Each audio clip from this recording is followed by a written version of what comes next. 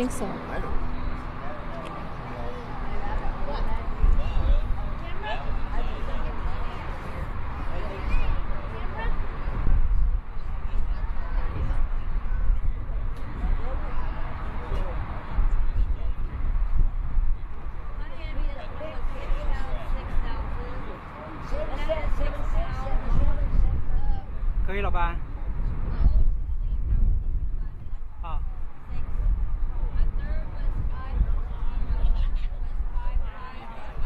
Good afternoon, everyone. This is Xinhua Live.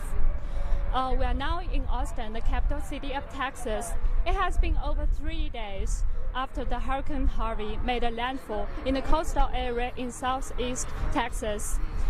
Thousands of people have been evacuated from the flooding villages and towns. And I'm sure a lot of you are concerning about how those people are doing right now. And here we are in front of a shelter in Austin. It is a local stadium called Tony Berger Activity Center. And we are very happy today to have Richard Scanlon. And he's a long-time volunteer for the American Red Cross and also the manager of the shelter here. And hi, Richard. Hello. Could you tell us the current situations in the shelter? Well, it's kind of clearing up here. We've actually had people leave. FEMA, the government, has come in and managed to get hotel rooms for some of them. So it's getting a little better here. But we still have 150 people here. I am being pulled out of here to go to what we call a mega shelter. I'll be working there starting tomorrow. And the numbers I'm hearing are anywhere from 5,000 to 10,000 people that are going to come. They're going to be transferred from different places. So that's pretty much where I am. I've been here 4 days, and our peak numbers were like 170, 172. But this is flowing along quite nicely. We have all the things we need. We've been able to get donations for these people, like clothes and diapers and all kinds of stuff. So it's looking up. What kind of shelter provide for evacuees? What can what? Oh, goodness. Well, one thing, we provide shelter, a warm place, a safe place. We feed 3 meals a day. We have snacks out all day, like granola bars, chips, all. We have water and juice 24 hours a day. We have nursing care. We have mental health care. We have spiritual care. We have we have pets. We have a big room with crates in them with people's dogs, cats, and even we have like an 8-foot boa constrictor for a pet. So how are those people doing? They're doing all right. I mean, it's tough for me to answer. It doesn't take much to realize what they've done. Just consider that you wake up one morning and everything you own except what you're wearing is gone. That's how they feel. So if you can get yourself in that mindset, these people are very traumatized. I think the shelter maybe will be closed in September. So what happens to those people after closure? Well, it varies. It depends on their financial circumstances, what they have to go back to. Are their homes completely ruined? They have partial? FEMA will come in and they will look at damage assessments and provide funds. Red Cross will come in and they usually do that too. Not always, but it depends on what FEMA does. And we do what they call casework. We help them financially to some extent. We also provide spiritual care to them. We provide health care. We can replace lost prescriptions and eyeglasses. So there's a lot of things that can be done to make their life a little bit easier. Recovering from something like this is not easy. No matter what somebody does for you, if you've lost everything, it's not enough. So that's the mindset you got to get yourself in. And you can't get in that mindset unless it happens to you. You know. So what suggestions do you have for those people who want to offer some help? By all means, help. I mean, we're taking donations here. Diapers, they're bringing in now. They're bringing in diapers and all kinds of products. Clothes, both used and new clothes are coming in. We've gotten luggage for people to use. We've got knapsacks. There's not much you can think of we haven't gotten there. We've got underwear, socks, shirts, brand new pants, belts, shoes, shower slippers. So there's a good amount of stuff that they can pick from, but I don't want people to think that, oh, their problem solved. No, a pair of shower slippers and a new bathrobe, it's nice, but it's not gonna solve your problem. So. I know you have participated in the rescue work of Hurricane Katrina. Yeah. So how do you compare these two hurricanes? Well, the people affected, there's not much difference. They're devastated. They suffered a lot more damage there, and it was a lot fiercer in that sense. But for me, it's pretty much the same. I'm dealing with the same mindset and with the same people, and I kind of adjust my behavior to that. I know what to expect now. I learned a bit in Katrina, and then I've been to Alabama and goodness everywhere. So, do you think the rescue work of the government has been improved? Absolutely. Absolutely. Since Katrina, absolutely. FEMA does a lot of good. FEMA and the Red Cross, people talk badly of them when these go on. But if you sit back and realistically look at what happened, when it happened, and how it happened, they do an enormous amount of good. Just ask anybody that's ever been helped by the Red Cross. Ask anybody coming out of that shelter. So. Thank you, Richard. Okay. Thank you, Richard. All right. Thanks. You're gonna behave yourself now? Sure. All right, I'll give you a kiss on the cheek. Okay. 对，我知道我们有一个角度要变换一下，你们稍微好。 And there was Richard Scanlon, a long-time volunteer for the Red Cross and also the manager of the shelter. And right now we cannot get inside of the shelter because we have to respect the privacy rights of the evacuees here. But we have dozens of people here outside with us, and we are very grateful that they want to share their stories. And, All right, I'm going inside. If I don't see you again, I enjoyed meeting you. Good luck. You're not going home anytime soon, are you? Oh. Okay. Thank you. I don't want to think. Could you tell a little more about yourself and what happened last night when the hurricane came? Well, I'm a disabled land surveyor and draftsman and map maker. I'm on disability now. I'm 60, going to be 61 tomorrow. And I lived in Rockport in an old mobile home, and it was pretty much demolished. Most of the roof was blown off, and windows smashed in and flooded from the rain and the wind. But I came through without a scratch on me, so I'm very fortunate. So how are you doing now in the shelter? I'm feeling much better now. You know, it's a very stressful thing. I've been in 2 hurricanes in my life, and this is the meanest one I've ever seen.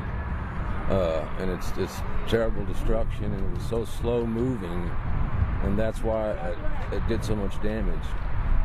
There was 6 hours of hurricane force winds, more or less, on one side of it, and then the eye came through, and the eye didn't pass through for an hour and a half or so, which is very long because it moves so slow. Then the wind picked up from the opposite direction and blew hurricane force winds for about 3 or 4 more hours. So it was horrible, frightening. But I was very fortunate myself. So what's your hope for the future? Well, I still own the lot there, and if I can just, I'm a fixed income disability, and if I can just find a way to get maybe a little camper or small trailer, I could put it there and hope another hurricane doesn't happen in my lifetime. That's all I know to do right now. Do you think the rescue work this time is efficient? The rescue work in Rockport, I think it was not very, from what I've understood, not very well done by the local authorities. But here at this shelter, very good work. Very good. Well, thank you very much. Thanks for sharing your story. Thank you. You're a lovely lady. I appreciate you letting me speak. Thank you very much. And there are some more evacuees who want to join us here. And here's a lovely family. And would you like to tell us a little more about yourself and your family? Well, we were in Aransas Pass. It was me, my wife, my 3 kids, and my grandmother. She was in hospice. And well, first we were trying to evacuate, but we weren't in time for the last bus, so they had to send us back home from the shelter, the center over there. And they sent us home. We had to ride out the storm. The hurricane came around 7 o'clock. It started shaking the house, and we were in one room trying to stay safe, and one of the windows blew out, and we had to block one of the windows with a cabinet. And then we kept on sitting there, and then we heard the neighbor's roof come off, and it came off it looked like a can of sardines. And all the people were still in the house next to us. And the neighbor across the street, their house got destroyed. And we were still in the house, and all the bricks were underneath the house, and they ripped out all the PVC piping and everything. And then the storm finally calmed down after the hurricane blew away. We went outside and we saw all the damage that happened. And they had a neighbor across the street. They couldn't find her, and then we were gonna stay another night there, and then. It was probably maybe 7 o'clock. The Coast Guard came in and they knocked on our door, and they said we had to leave because there was going to be 8 foot of water. And so they got our grandmother on a stretcher, and we walked about 200 yards in the water to get to the helicopter. And then they sent us all the way to Shoreline, the hurricane shelter over there. And from there, they sent us. We stayed the night there, and then they closed that one down. And they sent us over here to the burger station, or the burger center here, and they took our grandmother to another place for the hospice and stuff like that. So how are your family doing in this shelter? Well, I mean, so far we're doing pretty good. They fed us. They kept the food up with us and everything like that.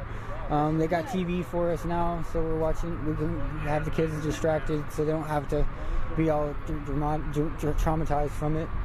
But I just hope we get our home back, you know. So hope for the future.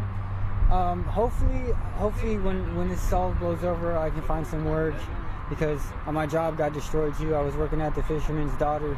It's a seafood place, and I loved it. It was a great place. I had great people there. But I tried to call them today, and their phone's disconnected, so I don't know what's going to happen. But hopefully we can just start working and just rebuild our life back together. So. Tell us more about your hometown. Aransas Pass. Aransas Pass, it's right next to the water. It's a beautiful little town.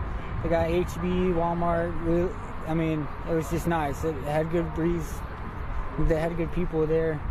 I think there's some people missing that we're still looking for. Her mother's still there. We can't get her to come out of there. So, but I like the palm trees, and the fishing's fun. But now I don't think we're gonna be able to do much fishing. Hey, Bubba. Hi. Hi. How are you doing now? Feeling better. Mm-hmm. Would you like to share some of your thoughts? I grew up there. I was born and raised there, and now it's all gone. And it's tragic because my whole family grew there. What about the little guy? He's doing okay. We got clothes for him and everything now, so doing better. Yeah. Well, thank you very much. Okay. Thank you.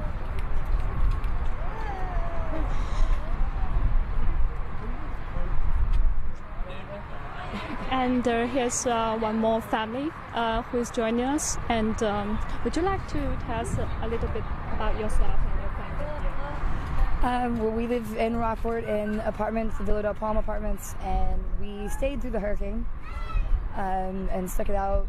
It was pretty dramatic when the hurricane did hit. Lots of wind and windows breaking and just water everywhere. And We stayed with no power, no water until Sunday. We actually were able to flag down some police cars and National Guard, and they loaded us up and gave us a few minutes to grab some clothes and took us straight to where they had their headquarters and took us straight onto buses. And we didn't know where we were going until about halfway here that we were coming to Austin, and we left with nothing, no clothes, no funds, no money, no nothing. Everything we own leaving behind except for 2-3 days worth of clothes, and that's been about it. And we're just still waiting to find out how everything is. My daughter was with her dad, and they're in Tilton, Texas, and I haven't even been able to see her or find out how that's going or when I'm going to be able to see her, knowing that we're not going to be able to go back to our homes there in Rockport because her dad lives there in Rockport as well. And trying to get out with my mom and my brother, who are both disabled and on oxygen, and she has oxygen tanks and disabilities, and just trying to figure out what we're going to do from there. And we don't have much info yet from anyone on where we're going with that, or where we will be put other than staying here. There has been a lot of people donating, and that has been great. We've gotten clothes and food and showers, but other than that, we really have no info on anything else on where we're going to be going from there, without being able to go back to our homes or any of our things that we have, and how to restart over. So it's just been... And I actually just got off the phone with FEMA and talking with them, and they are telling me that I've got to fill out paperwork and get it printed and refax back to them, and then somehow make it down with no funds, no help, to go let them back into the apartment for them to assess it and assess all the property damage and the damage, our personal property damage in the apartment itself, and go from there. And then that'll just start the application. So we still won't have any idea of any help or anything until after that. So it's kind of frustrating. It's obviously depressing. We've lost everything that we've ever owned, and trying to go from there. Except each other. But we've made it through, and we're gonna go from there. And we're just glad everybody's still alive. So it's been very stressful being here and going through this, and we'll see what we do next. So how do you evaluate the rescue work so far? How did what? The rescue work? It was the police officers from Rockport that did it. It was pretty crazy. They came through with the whole convoys and trucks and everything, and like I said, that we literally had like 5 minutes to grab clothes, and that was it. And we're loading up into vehicles that had windows blown out of them, and just being scurried out of our homes and scurried onto buses with other people that were just trying to evacuate, and no idea where we're going or what we're doing. It was overwhelming, definitely. Especially with me being on the oxygen and trying to move around and do things. And it was rough, but we managed. And so being on the bus and not knowing where we were going, and on there for, we got in Sunday night here at like 9 o'clock, and we were evacuated from our home at noon. 4 o'clock. No, 4 or 5 o'clock. No, it was about noon when we got out of there, and then to the bus, and then we stopped one other place, and then picked up more people, and then we all ended up here.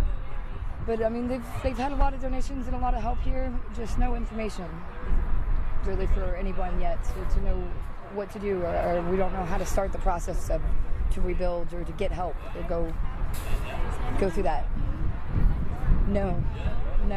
Other than the only thing we've been told is to apply online with FEMA, and that's been it. That's all the information we've been given, and I did that, and I did just get the phone call finally from them, but then they're saying they can't help do anything or help until we sign paperwork and we go let them into the apartment, when we have no transportation, no money to get back, no way to get back to Rockport, but just to get the ball rolling for an application.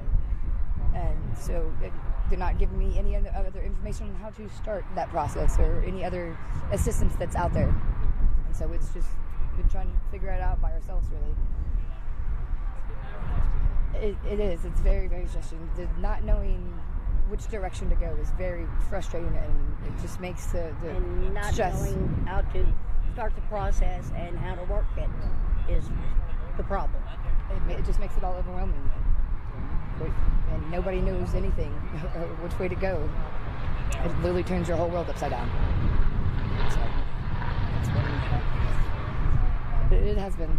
It has been very difficult, but we'll continue to keep on doing what we're doing, and I guess try to get things going and find out what other assistance and help we can get. And I guess until then, we'll be here at the shelter. We've at least got food and water. And a shower. But that's been about it.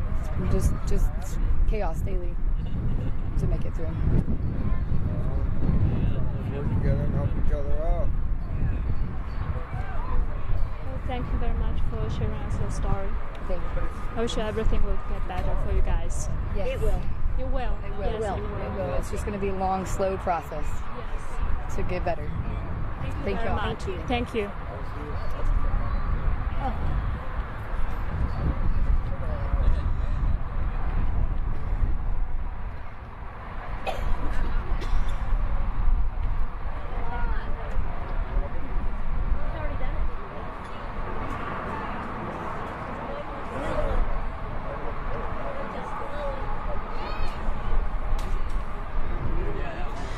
And for the past few days, a lot of local people have been visiting here to make a lot of donations, and people here are very grateful of those contributions here.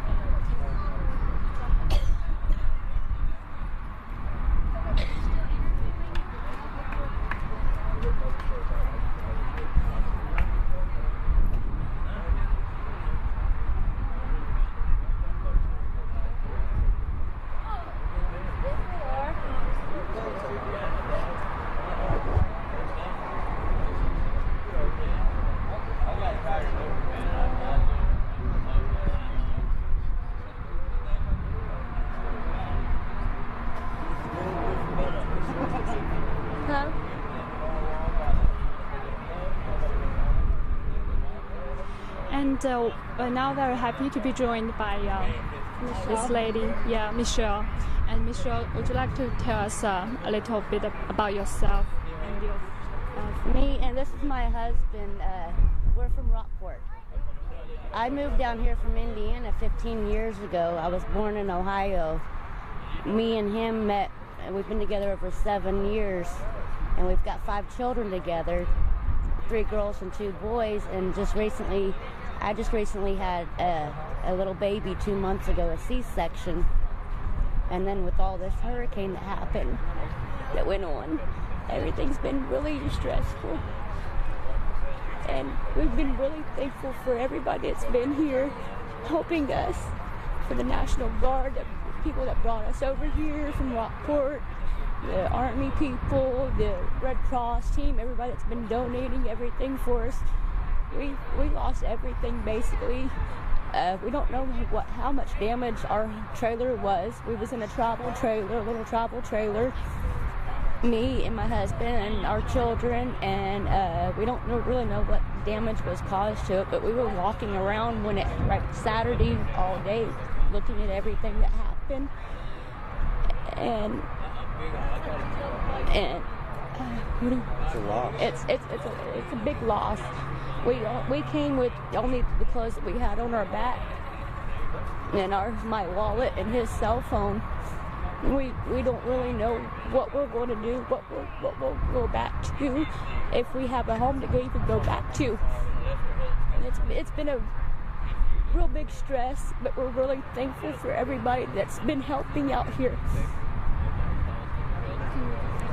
And I'm thankful to God that everybody is safe and sound, and I pray to the families for the people that have lost their lives and the people that were injured, and I just pray that everybody's going to be safe and sound, and that everybody's got a home everybody can have a home to be able to go back to, everybody to be able to have something to go back to Rockport. We've heard people saying that that they're wanting to condemn Rockport, but we don't know if that's true or not. And it's just been a real big stress on everybody. But we're really thankful for everybody that's been a big help out here. And we just pray that everybody can have, everybody will be able to go back to something. Well, thank you very much for sharing your story. Thank you. Would you like to tell us what happened that night? It just happened so fast. It happened really fast. So And our power went out Friday. We were without power from Friday. No water, no nothing. We were walking around looking at all the damage, canned goods, and bread and tortillas. We were walking around. We found somebody that ended up giving us some bottles of water and some stuff to drink. Yeah. And until we got here on Saturday, when we got here on Sunday evening, me and him only had a couple bottles of water from when it happened Friday when the power went out. Thank you very much for sharing the story with us, and I hope everything will be better. And I know everything's going to get better, and Yeah. God will make everything better for everybody. Well, thank you very much. Thank you. Thank you. And there are about 300,000 people being sheltered in Texas area right now, and a lot of people have expressed their wishes to go back to their home, but their infrastructure, including water, gas, and electricity in those areas, have been destroyed by the hurricane, and it will take a long time and much efforts for everything to get back into normal. Well, we are now in Austin, Texas, and thank you very much for watching. There will be more reports about the Hurricane Harvey in the next few days. Please stay tuned.